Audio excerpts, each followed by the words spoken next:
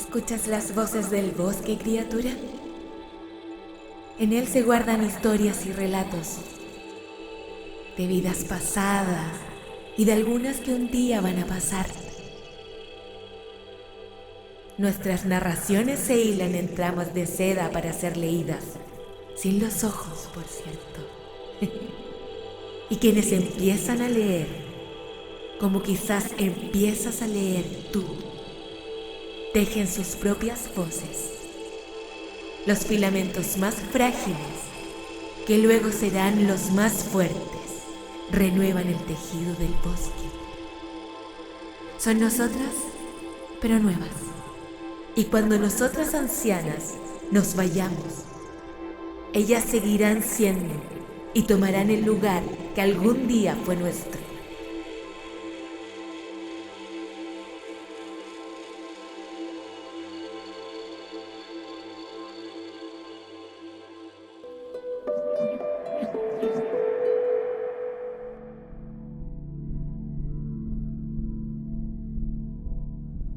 Hola, mi nombre es Galo y te doy la bienvenida a Lejos de la Superficie, un podcast de Frecuencia Mac. En el capítulo de hoy hablaremos sobre lectura e infancia, de cómo construimos historias y de las maneras en que podemos entender el acto de contarlas.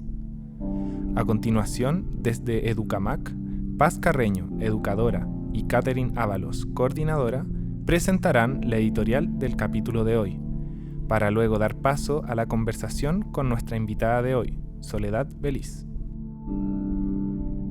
El ensayista español Santiago Albarrico, autor del libro Leer con niños, plantea que el tiempo de los relatos es un tiempo diferente.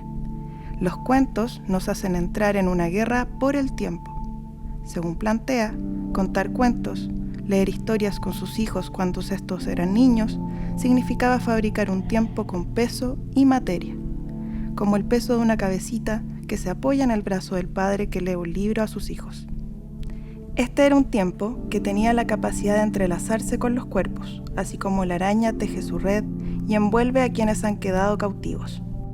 Relatar, dice Albarrico, es volver a decir. Volver a decir es repetir. Repetir es volver a pedir o volver a llamar. Hay una necesidad de volver a decir las cosas, volver a llamarlas para que comparezcan. Según el autor, relatar sería una forma de medir el mundo, contar como lo hacen los niños, con los dedos de las manos. Así nos permite ir anclando escalas de existencia. Contar cuentos es una habilidad hilandera, donde sin saber tejer podemos hilar intuitivamente medidas para nuestras ficciones y juegos, donde lo más real y concreto son las reglas que nos autoimponemos, cumpliéndolas al pie de la letra hasta que el juego se acaba. Si los niños pueden fabular, es precisamente porque su percepción prioriza el encuentro y su intensidad por sobre una observación total y estable. Es decir, para las niñas, la relación con otros no está determinada por una visión amplia del horizonte, sino que por la intensidad afectiva de los contactos. El estado de latencia del infante le permite el ir y venir errante, como quien ensaya su relación con el mundo. Las niñas diseñan su encuentro con el mundo, capturan sus elementos, los mezclan, los acogen, los deforman en un juego de ir y venir. Camille Louis, filósofa y dramaturga francesa, destaca de su trabajo con infancias el rol que ocupa su mirada. Al ser una persona con estrabismo, es decir, con una condición ocular donde los ojos no están alineados, la mirada difusa es lo que le ha permitido comprender que, para las niñas, su visión no representa una enfermedad, sino una anomalía que le permite fabular, hacer como si el mundo solo se viera periféricamente, un modo de ver inestable que hace de la superficie otro tipo de geografía, más vertiginosa e intensa. Las infancias componen la vida mediante la fabulación. Alterar las medidas de la realidad, adaptarlas o desbordarlas es una forma de disfrazarse de sí mismos. Contrario a la mentira o al engaño, las niñas fabulan al entrar en un ejercicio lúdico con el entorno. No es de extrañar que uno de los juegos recurrentes en la infancia sea suponer que el suelo es lava, otorgándole a la superficie plana y homogénea del suelo nuevas cualidades, más lúdicas, protagonistas del movimiento. La relación que la infancia tiene con su entorno no es relación de dominio y control, sino más bien un lugar de intensidades de formas y relieves donde los elementos que le rodean tienen la potencia de desestabilizar, transformar y modificar sus trayectorias. Finalmente, parece ser que las infancias no solo constituyen una etapa en el desarrollo de un ser humano, sino que también crean formas de encuentro con el mundo menos rígidas. Se relacionan mediante el peso, el cuerpo y un tiempo diferente en que comparecen los objetos y las situaciones fabuladas, enriquecidas con juegos y cuentos compartidos.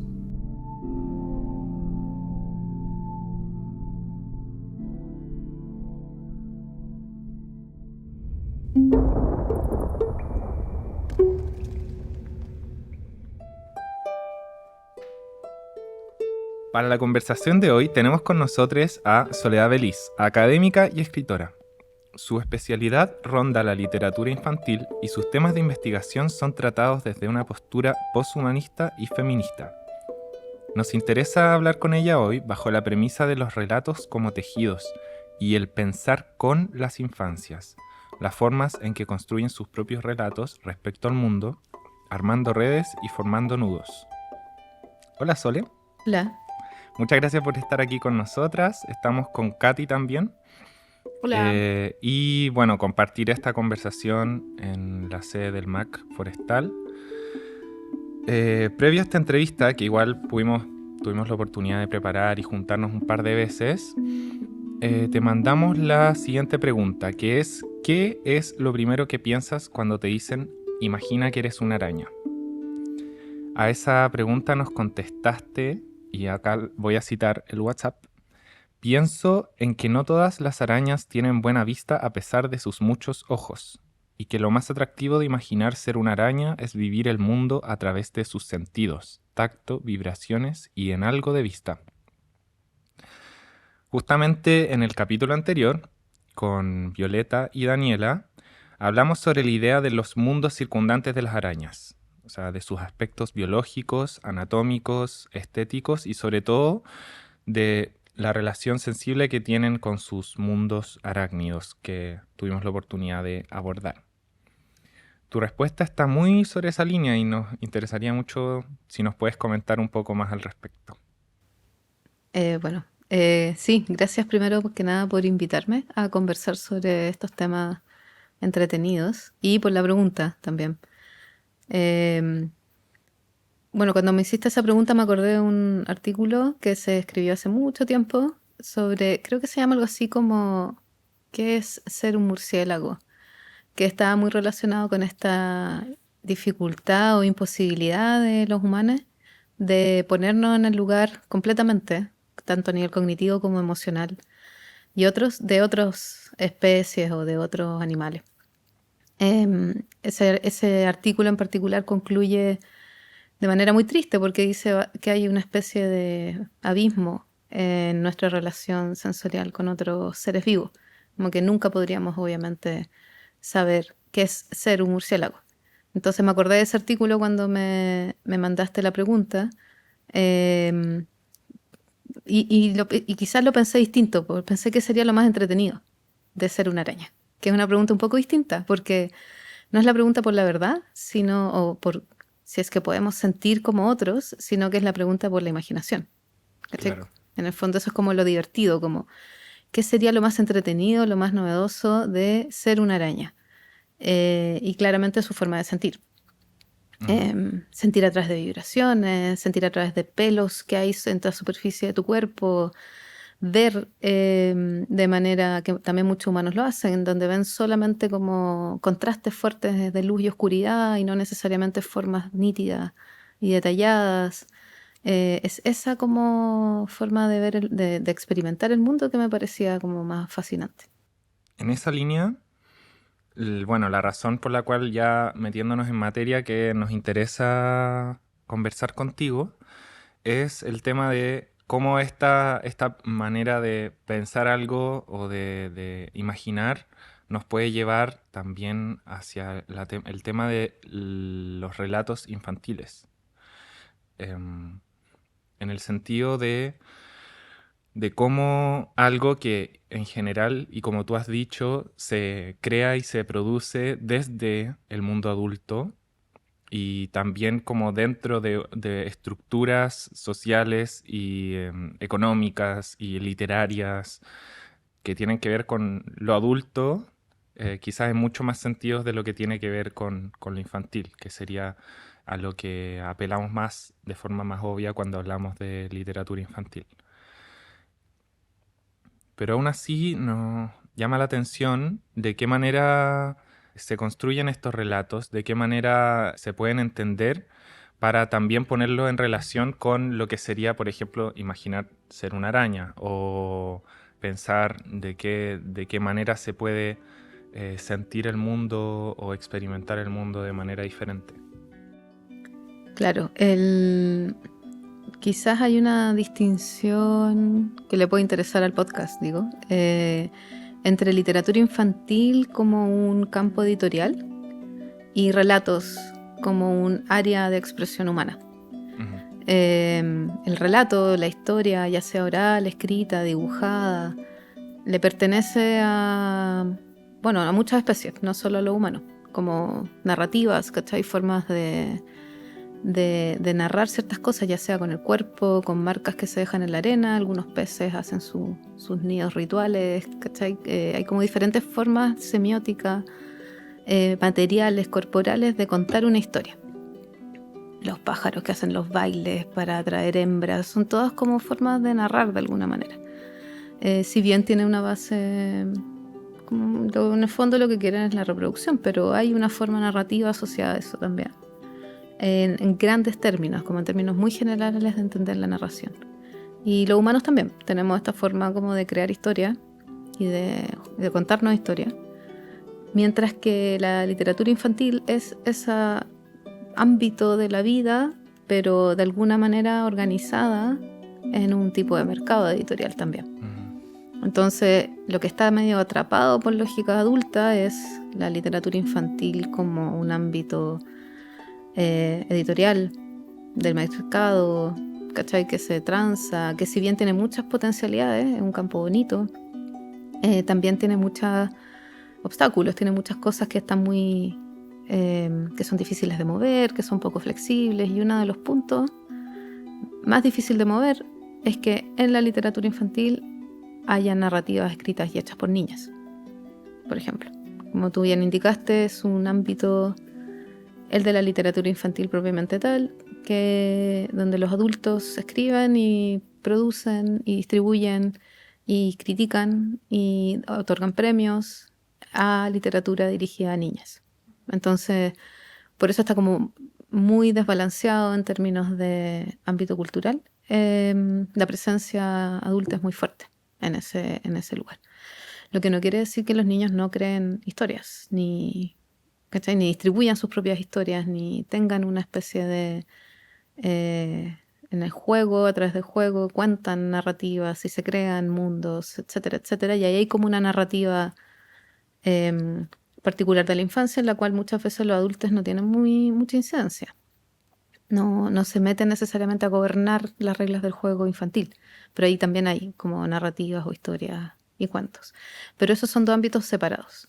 Yeah. ¿Cachai? Como la producción editorial infantil está muy gobernada por los adultos y el juego, como parte de la cultura infantil, es donde los niños mandan.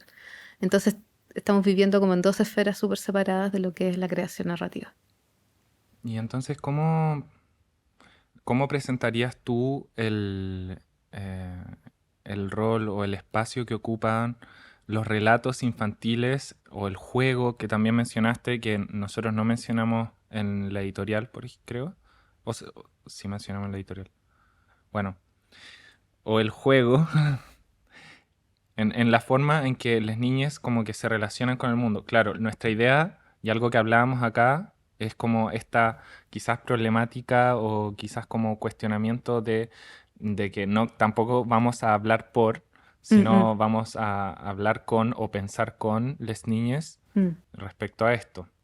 Pero me interesaría mucho saber cómo entiendes tú esta relación que tienen las niñas con los relatos y cómo esto participa en la manera en que se relacionan con el mundo y en que crean imágenes también con el mundo.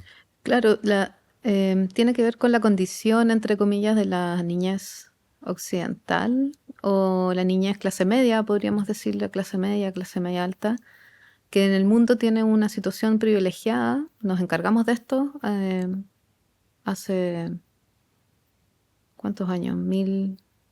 Finales del siglo XIX nos encargamos de sacar a los niños del ámbito laboral a través de la abolición del trabajo infantil.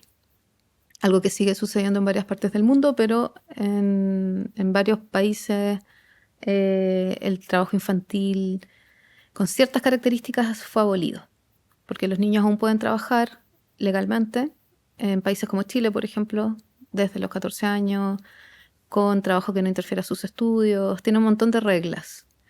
Pero para niños menores de eso está abolido, los niños no pueden trabajar. Independientemente de que eso pase en varias partes del mundo, cuando sacamos a los niños del ámbito como productivo, material, monetario, cambió su estatus en la sociedad. Bueno, también con la creación más o menos al mismo tiempo, la obligatoriedad de la educación. Esas cosas ocurrieron más o menos al mismo tiempo. El estatus entonces del niño pasó a ser privilegiado. En un mundo donde todo es generar valor monetario, ellos no tienen que hacerlo. ¿Cachai? Es un gran privilegio, en el fondo. Por eso no todos los niños acceden a él, solo algunos. Pero para esos niños que acceden, la consecuencia que tuvo esto, entre muchas otras, es sacarlos como de las redes de producción material o capitalistas o monetarias. Y eso implica que aunque ellos produzcan culturalmente muchas cosas, estas no entran en las redes tradicionales adultas de distribución o de visibilización o de monetización que podrían suceder si es que su situación fuese otra. ¿Me explico? Como Sí, sí. de alguna manera este privilegio los sacó y solo pueden dedicarse a estudiar y a jugar y a querer a sus papás. Son como las reglas de la infancia privilegiada, ¿no? Entonces, lo que sea que ellos produzcan en el juego, o si es que hacen dibujos, o su producción visual, corporal, etcétera, no necesariamente entra en redes de circulación o reconocimiento o etiquetamiento, por ejemplo, artístico. ¿Cachai? Como arte o como formas de colaboración artística, ¿no? Están fuera de esas redes. Eso es una de las consecuencias, o sea, por eso los niños existen en esta como esfera separada de los adultos. Y lo vemos en varios aspectos. Por ejemplo, en el juego. Los niños juegan, los adultos no. ¿Cachai? Como una de las divisiones. A los adultos les cuesta mucho jugar. Entonces, en su editorial ustedes hablan del con. ¿Cachai? Entonces, en estas dos esferas radicalmente separadas de existencia, que se han producido así, no es que sean separadas, sino que las hemos separado porque en el fondo ha sido quizás beneficioso para los niños ser totalmente distintos a los adultos. Pero en estas dos grandes redes separadas ustedes, y esto es lo interesante del podcast, se preguntan por la unión, como por volver a tender redes entre estos grupos de edad que hemos separado de diferentes maneras. Y la lectura compartida, como ustedes lo nombran en su editorial, era una de las formas de tender el puente. Extrañamente no juego, y eso no es raro, porque a los adultos nos cuesta mucho jugar. ¿Cachai? No jugamos videojuegos quizás, pero el juego entendido como este momento en donde uno va en el momento pensando qué es lo que va a suceder y se va metiendo en roles o va Las inventando. reglas se van creando en el momento. Se van creando las reglas en el momento o vas creando con objetos cosas que van emergiendo en el momento. Ese tipo de actividad es algo que eventualmente dejamos de hacer. Así como muchos adultos dejan de dibujar o muchos adultos dejan de bailar. ¿Cachai? Son como cosas que empiezan a profesionalizarse quizás. Se empiezan a volver como una tarea especializada, pero no es parte de la vida diaria. Andar bailando o andar improvisando juegos. ¿Te imagináis en un almuerzo en la pega? Oye, ¿por qué no jugamos a la pinta, Alejandra? Claro, o hacer, seamos magnates, ya. Y traen unos Legos y empiezan a armar su imperio, ¿cachai? Es raro, como que no se nos ocurren esas cosas. Y esa es parte de la separación también. Pues entonces lo interesante, como ustedes dicen, es el con. ¿Dónde tenemos los con? ¿Cachai? ¿Dónde están los espacios donde podemos como estar juntos? Y uno de ellos es la lectura compartida, justamente. La lectura compartida como este espacio que ha sido muy, muy, muy estudiado porque trae muchos beneficios, ¿cachai? Para la infancia, pero extrañamente no ha sido tan investigado como un lugar que trae beneficios para los adultos. ¿Cachai? En general se ha establecido como un espacio donde tú podés producir un niño que va a ser exitoso en el futuro, y por ende tú como padre tienes que hacerlo, tienes que leer con tus hijos todas las noches, ¿cachai? Pero no se ha hablado mucho de cómo el adulto se beneficia también de esas instancias en las cuales ellos están con sus hijos, les dedican tiempo, están juntos a ellos. ¿Y qué pasa cuando uno lo hace con otras cosas? Por ejemplo, ver tele juntos, ¿cachai? No es tan bien visto sentarte a ver tele con tu hijo, o, aún peor, redes sociales, ¿cachai? Sí es una actividad del con, pero no está tan elevada, ¿cachai? O tan estudiada, un poco quizás incluso satanizada, como la lectura compartida.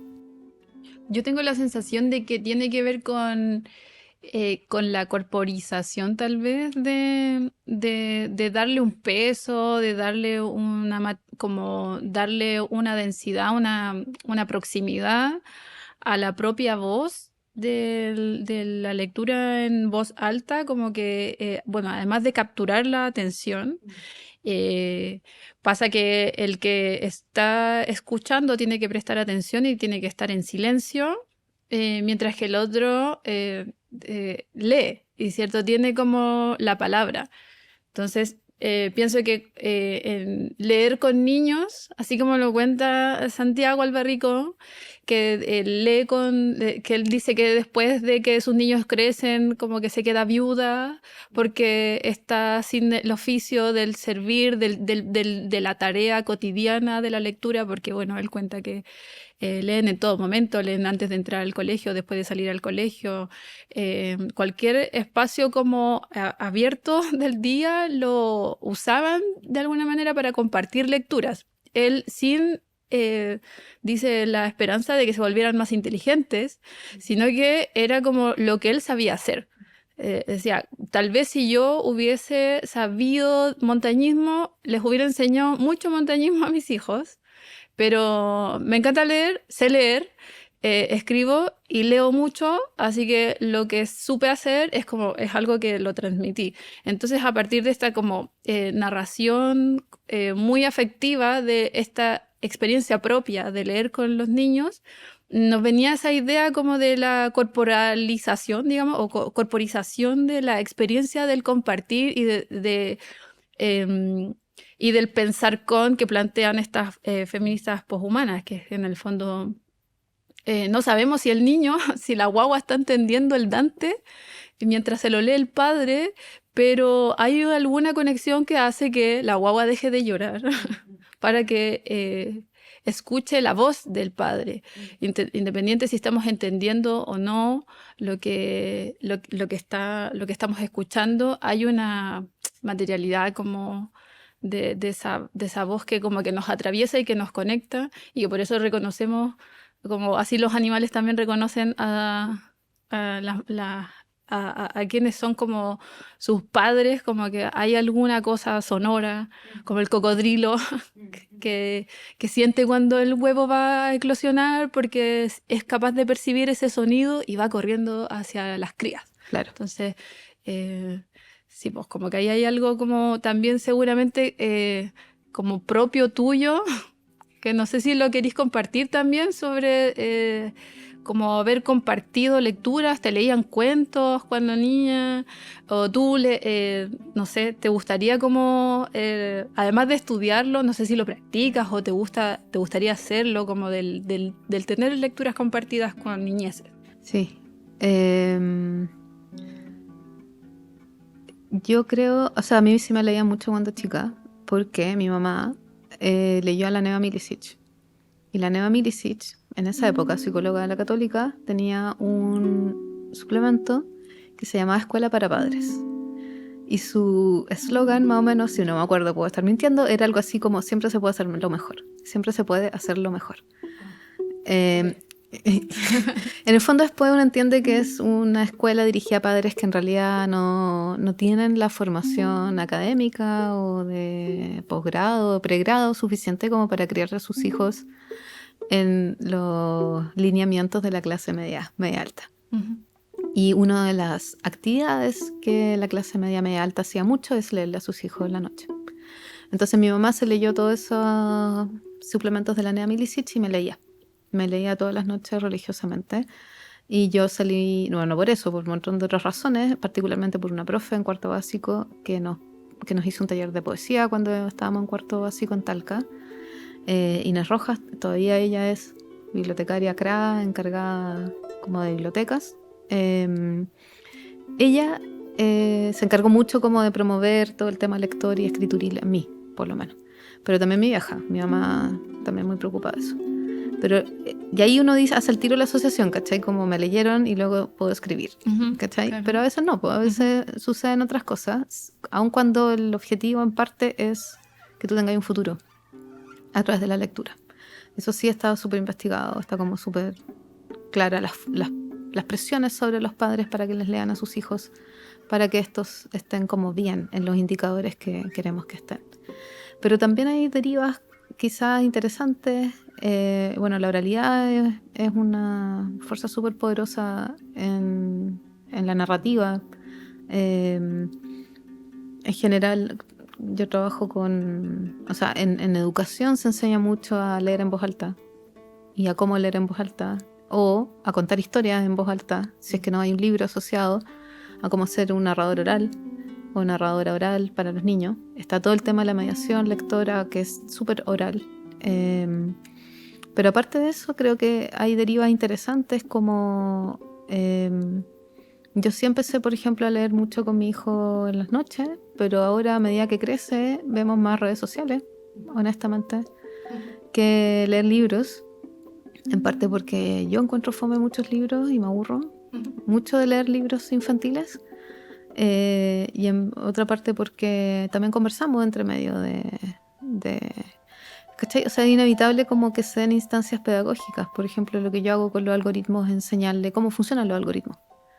Que igual hay una lectura leyendo las redes sociales. Por supuesto, pues uno lee las redes sociales, pero también lee lo que está detrás de las redes sociales, que es el algoritmo. Entonces, ¿por qué el algoritmo está mostrando estas cosas? ¿Cómo educas al algoritmo en las cosas que quieres que te muestre?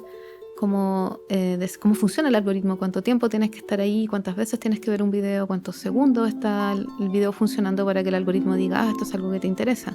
Entonces, como otro tipo de lectura que no es la decodificación, ¿cachai? Ni siquiera es como tanto el placer, sino que es más bien cómo vaya a funcionar con el algoritmo, ¿cachai? Esa sería como la lectura de las noches que ahora tengo. Es como muy loco igual. Como de las infraestructuras.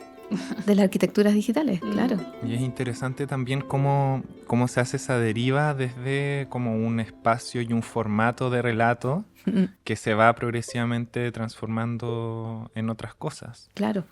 O sea, lo mismo que decías tú de que las narraciones y el relato no es algo que pertenece solamente a los seres humanos, sino que es algo que nos trasciende como especie y que se da en este mundo en general,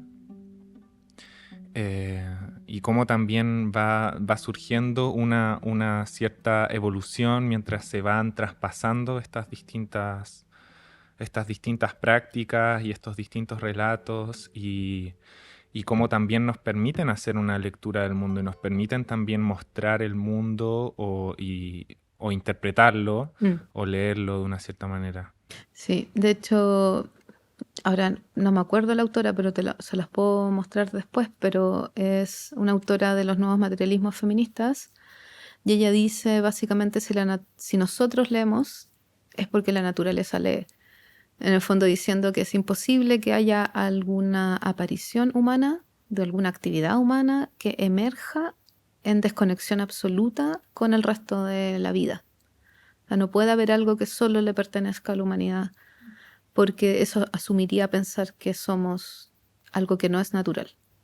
¿Cachai? Que no somos naturaleza, sino que somos cultura, entendiéndolo como algo que está totalmente separado de lo natural, de lo biológico, de lo material.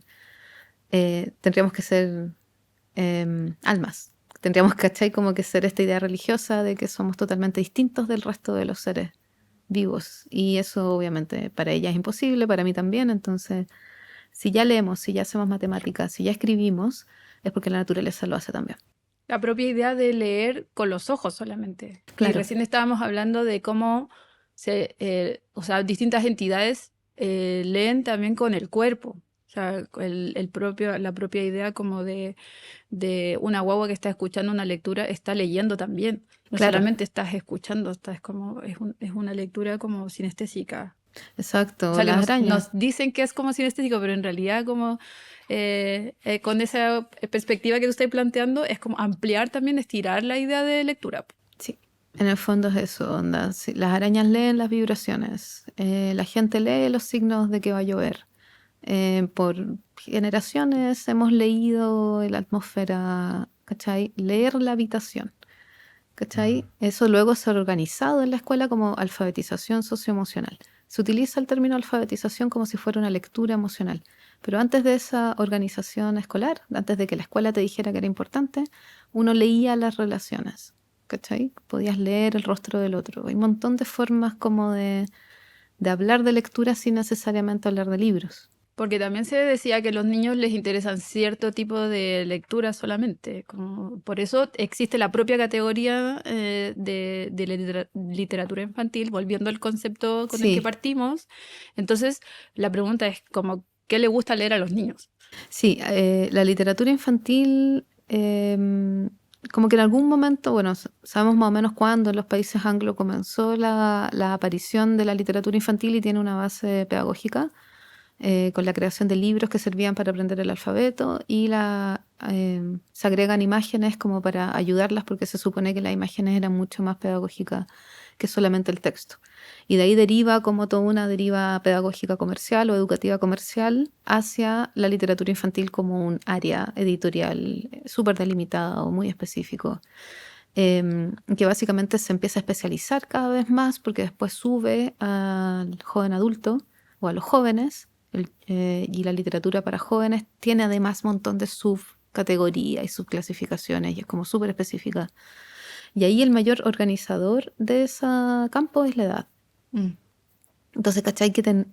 Todo lo que tuvo que pasar para tener no solo un campo editorial totalmente especializado en la infancia, que sería como tener un campo especialmente, sería para mí como tener un campo editorial para las mujeres. Claro. ¿Imagináis la analogía? Como solo las mujeres. Y vaya a escribir para mujeres. Y esta es una crítica para mujeres. ¿Cachai? Es como lo mismo, porque es otro eje interseccional nomás. Pues. Mujeres, edad, o género, edad, clase, etnia. Para mí igual de loco que tener como un mercado editorial para clase. Libros para pobres, libros para ricos. Claro, para negros, para Para blancos. negros, para blancos. Súper loco. Pero sucede, ¿cachai? Y está ahí. Y en parte está ahí porque la edad es algo que cambia. Entonces los niños no son niños para siempre.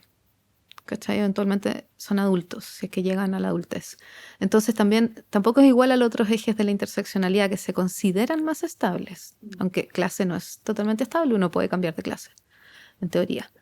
O uno puede cambiar de sexo. ¿Cachai? Como que se piensa que son súper estables, pero no. La edad también se piensa que es menos estable que el resto porque uno cambia de edad. ¿Cachai? Decías, el niño no existe. Antes de... Sí, lo que pasa es que, claro, la edad es un organizador muy claro de esto, en parte por culpa de la psicología. La psicología creó esta idea del desarrollo y de que hay edades específicas. Y en el campo de la literatura infantil, ya no como campo editorial, sino como campo de estudios, como un campo académico, Jacqueline Rose, que es una autora, era una crítica cultural, ella en Estados Unidos, alrededor del año 80, yo no me acuerdo bien, soy muy mala con la fecha, o antes incluso, escribió un libro que se llama Peter Pan o la imposibilidad de la literatura infantil. Y ahí ella critica el campo de la literatura infantil diciendo que en el fondo nunca ese campo va a ser capaz de hablar de un niño de verdad. Solo está hablando de niños inventados en sus cabezas por adultos, pero que en realidad el niño no existe en la literatura infantil. Entonces eso lleva a una serie de desarrollos teóricos posteriores tratando de conceptualizar quién es este niño de la literatura infantil, si es que no puede ser un niño real, entre comillas, empírico. Y bueno, muchos años después surge María Guar, que es otra académica que responde muchos años después, como el 2015, a toda esta línea de pensamiento de Jacqueline Rose, y ella dice, sí es posible pensar en un niño si es que dejamos de pensar en términos como separados en adultos y niños y empezamos a pensar en términos de parentesco. Y ella le llama como la teoría parentesco, que es hay formas de aliarnos o de relacionarnos con niñas como adultos o como adultos mayores, y tenemos que encontrar esas formas de trabajar juntos. ¿Cachai? Entonces ella como que un poco viene a responder muchos años después a esta línea de la literatura infantil que es más separatista, ¿cachai? No porque quiera, sino porque está diciendo así funciona el mundo funciona adultos separados de niñas. Entonces ella trata como de reparar eso a través de una teoría o una idea que dice no, busquemos los puntos en común, busquemos los momentos en los cuales trabajamos juntos. Claro, frente a esa imposibilidad de que también sale mucho la defensa, ¿no? Como organizaciones. Vamos a darle voz a los sin voz, vamos a representar, vamos a generar espacios para que, a propósito de infancia, que no habla, le vamos a dar voz entonces a los niños.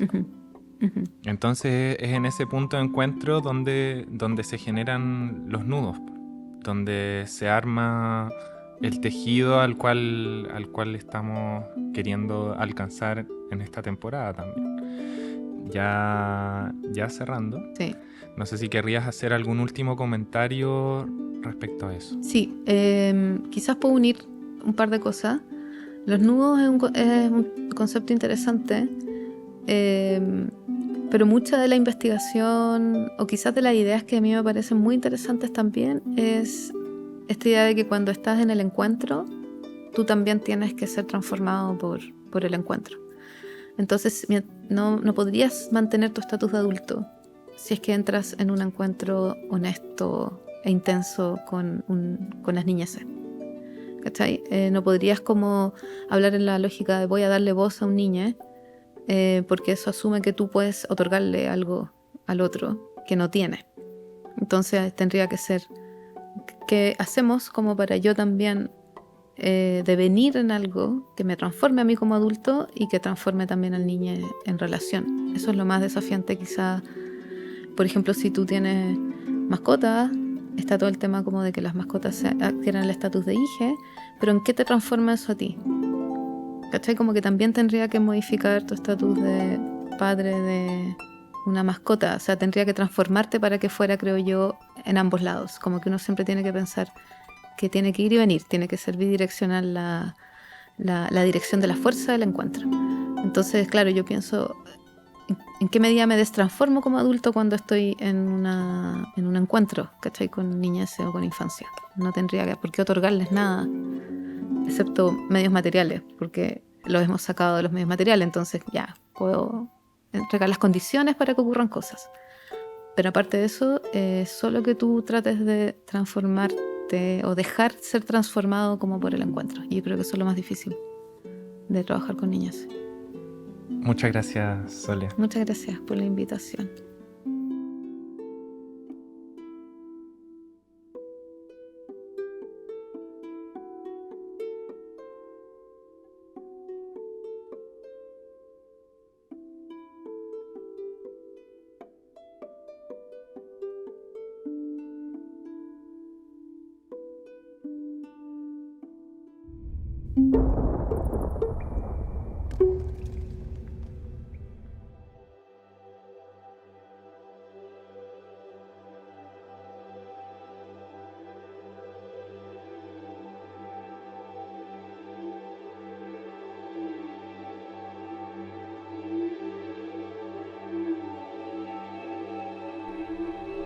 El tiempo pasa distinto para ustedes, criatura.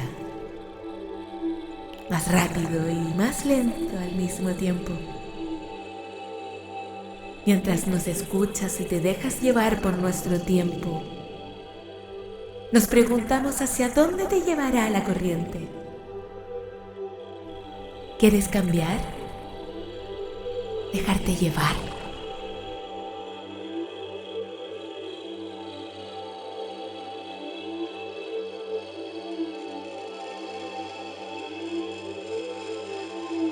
Este fue el segundo capítulo de la segunda temporada de Lejos de la Superficie. Agradecemos a Soledad Vélez por esta tan interesante conversación sobre lectura e infancia. También agradecemos a María Figueroa por su interpretación, a Nicolás Jara por la mezcla y a Jaime Contreras y Salvador Pizarro por sus aportes musicales. La editorial de este capítulo fue escrita por Paz Carreño en colaboración con Catherine Ábalos. La composición musical y la edición de contenido y de audio fueron realizadas por Galo Romero Siemens. La música de la editorial es Somewhere de Ángel Galán, accesible desde pueblonuevo.cl. Lejos de la Superficie es un podcast de Frecuencia MAC, financiado por el Ministerio de las Culturas, las Artes y el Patrimonio a través de Fondar Regional de Difusión, Convocatoria 2024. Mi nombre es Paulina González, encargada editorial del MAC. Muchas gracias por escuchar. Te esperamos en un próximo capítulo.